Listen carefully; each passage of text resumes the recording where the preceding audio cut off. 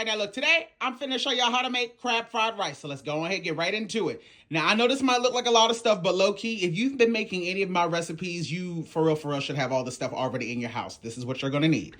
Cilantro, garlic, shallots, the Better Than Bouillon lobster base. If you do not have that, it's not gonna make or break the dish, but it does add a lot of flavor. White pepper, Shaoxing cooking wine, spicy chili crisp. Now, that is optional, but for me, it just adds in, some good flavor. Soy sauce, you're gonna need some day-old rice, pure sesame oil, some fish sauce, the optional MSG, but if you know, you know. I have a pound of crab meat, the garlic butter, chamois, I get that from Sam's Club. I like to add in 3 eggs to boost up some protein. You could also add in just egg yolks and then add in a bunch of egg whites. That's completely up to you. And some green onion and a little bit of salt, and you're gonna need a little bit of vegetable oil. You see that? You see that? You see that? You see that? I know you see that. Don't ask me for no damn ingredient list. Come on. Now, I'm telling you guys, I think one of the main reasons why I love making fried rice so much is because, honestly, it's just so damn easy to make. And it's a great way to get rid of stuff in your refrigerator that you just don't want to go off. So I've gone on ahead and I've lightly whisked up my 3 large eggs here. I'm going to chop down my green onion. Again, there's no right or wrong way to do this, and there's also no right or wrong amount. You can add in as much or as little veggies as you would like, and you can customize it to your liking. So I'm going to just sit those directly to the side. The same thing with the shallots. If you don't want to use shallots, you absolutely do not have to. But I just prefer shallots when I'm making crab fried rice. When I'm making regular fried rice, like shrimp fried rice or, something along those lines, I typically would just use a white onion. But I just prefer to use shallots when I'm making crab fried rice. So I'm going to go on ahead and mince all of my shallots down. And so now I'm just going to go in, mince down my shallots. I'm going to end up with probably about a half a cup worth. You can use as much or as little as you would like, but I would definitely say make sure that it's on the smaller side. You don't want them to be in pretty big chunks. You want it to be nice and small. Now I'm just going to go in and I'm going to mince down my garlic. And again, you can add in as much or as little garlic as you want. We are going to be using the garlic butter. So, if you don't want it to be too garlic heavy, then you don't have to add in additional garlic. But I find that anytime I'm cooking something with seafood, and especially with fried rice, I just think the garlic is really necessary. So I'm going to go on ahead and mince all of this down, and we'll be right back. And that, my friends, is all of the prep work that you have to do for this entire recipe. Like I said, it is so easy to make this. It literally will take you less than 10 minutes to put the whole recipe together, especially if you already have the day-old rice. My 3 large eggs, my garlic, my shallots, my green onion. I'm going to keep my green onion separate because I'm going to be adding that to the pan later. Let's head over to the wok. All right, now that I'm starting to see some smoke coming off of my wok, I'm going to go in with about 2 tablespoons of some vegetable oil, and I'm probably going to add in about this much of the garlic butter. You don't want to use just the garlic butter because the butter itself will burn. So by adding the oil and the butter together, that'll kind of help balance it all out. We can go on ahead and add in the shallots and the garlic.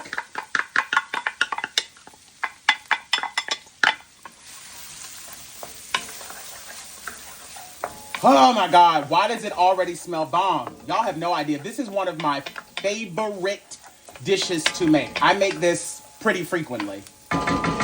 All right, I'm now going to go in and add in all of that delicious crab meat. And to wake up that seafood flavor, I'm going to add in about a teaspoon of this lobster base. This is really going to add in a lot of flavor. Give all of that a good mix. And you want to make sure that the heat is up nice and high. And all we're doing right now is just simply heating through the crab meat. We're not trying to cook it. Woo! This shit smells good! And that was about a pound of crab meat, as you can see. If you're going to have crab fried rice, honey, I want to know that there's crab in it. I don't want to have to be searching for it. This is looking fantastic. So now I'm going to scoot all of my crab meat over to one side. And I'm going to go on ahead and pour in my eggs so that I can scramble those off. Pour those in.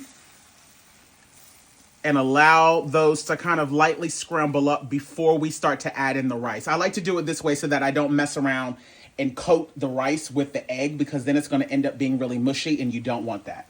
I hope y'all are having a wonderful holiday season thus far. When I tell you guys, I love y'all so much. The support that you guys have shown to my cookbook has just been out of this world. That's why I'm so daggone happy that my cookbook, Cultural Mosaic of Food to Around the Globe, is now available on Amazon. And that would not have been possible without the help of all of you all and your request. So I super, super appreciate it. And if you guys purchased it from my publishing company, well, not my publishing company, but the company that published my book, definitely still go on Amazon and leave a review of the book. Let me know what you guys think. It'll be easier for me to see your thoughts on there. So yeah, head on over to Amazon, leave your review, let me know what you think.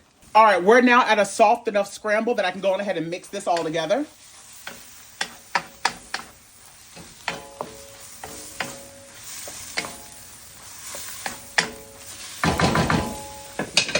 And now we're going to go on ahead and add in our rice. And I'm not going to add in all of this. I'm going to add in probably about half of the amount that I've made. I had a lot of leftover rice. I'm probably adding in about 2 to 3 cups worth of cooked rice.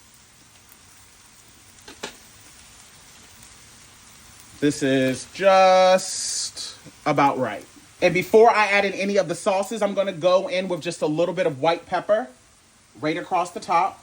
Not too much. And a little bit of the accent right across the top. And I'm going to go in with a splash more of oil. Not too much because I don't want it super oily. Now give this a good toss. Now the key to making good fried rice, beyond the fact that the rice needs to be day old, you want to make sure that your pan is up nice and high so that the rice does not steam. And in order to get it nice and crispy, if you're not working with super, super high heat, just try to flatten out the rice as much as you possibly can and then just leave it alone for a second so that it can get nice and crispy. So now I'm just going to kind of flatten this out all along the edges of the pan. And I'm going to let this like sit for just like a minute or so that it can get nice and crispy on one side. And then I'll come back and then I'll mix it up. But as you guys can see, this is the perfect balance of rice to egg to crab. You can tell that this is a crab fried rice. All right, so I've allowed this to go for like a minute or so. And like I have it over super high heat so that it could kind of toast up on one side. So now we're going to go on ahead and give this a mix. See, that's what you want. You want that crispiness on the rice so that way it doesn't steam. Yes, Lord. And now I'm going to pile it all in the center. I'm going to go in with 2 capfuls of the Shaoxing wine. You guys know that I always say in order to really get that carry-out flavor, Shaoxing wine is absolutely crucial. If you know, you know. Make sure your heat is up nice and high. Just a few dashes of fish sauce. Not too much, just a few.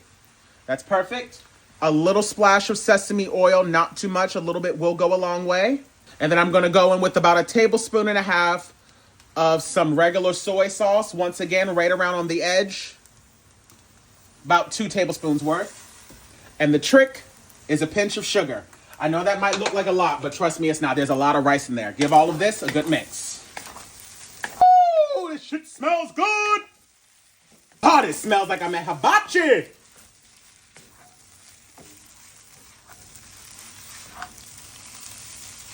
And then last step, I'm going to add in the spicy chili crisp. Now, if you know that you're making this for, a bunch of people coming to your house and you don't know if they like spice, you can use this as a finishing oil, like per plate. But because I'm going to be the only one eating it, I'm going to go in with about 1 nice hefty tablespoon for myself.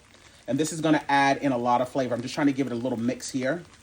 So I'm going to add it about, probably going to do actually about 1 more of these because I like the spice. Just like so. Add in the green onion. You can now turn off the heat and give it its final mix.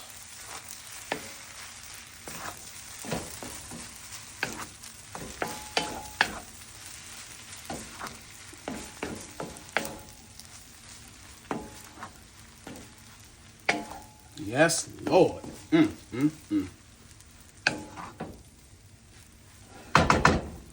Come on, y'all. It's time to eat.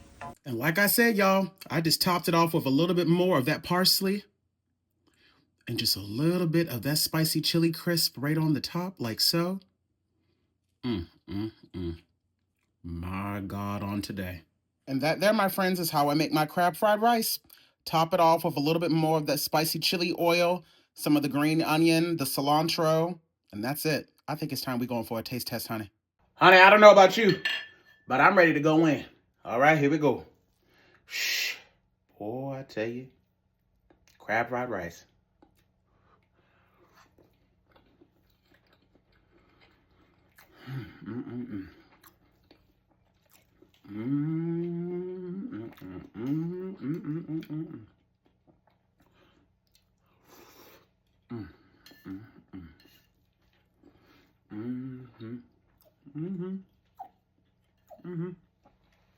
loaded with crab meat. The spiciness is perfect. That little bit of sugar balances everything out. Not sweet whatsoever. Not overly salty.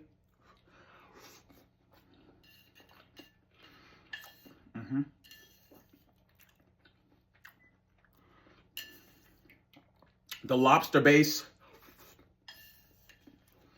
really wakes up the flavors of the seafood.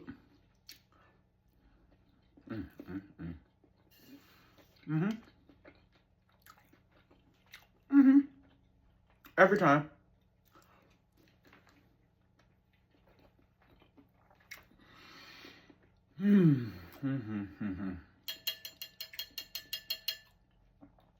Make sure y'all come follow me on YouTube. You guys don't want to miss any of my videos because that's where I'm going to be. Talk to y'all later.